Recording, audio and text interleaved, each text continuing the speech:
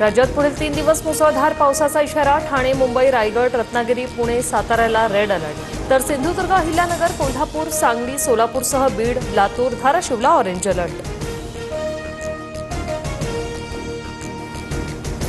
पावसामुळे राज्यात 34,842 हेक्टरवरील पिकांचं नुकसान. उन्हाळी कांदा, कडधान्य, आंबा, मातीमोल घरांमध्ये पाणी शिरलं. खबरदारी म्हणून राज्यभरात एनडीआरएफ आणि एसडीआरएफच्या 15 तुकड्या तैनात.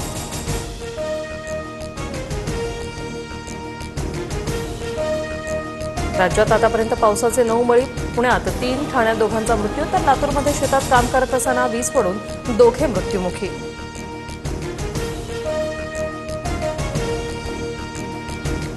थाटामाटात उद्घाटन झालेल्या अमरावती विमानतळावर पेट्रोल नसल्यानं विमान फेरी रद्द. विमानात पेट्रोल भरणारं टँकर विमानतळावरील मातीत फसलं.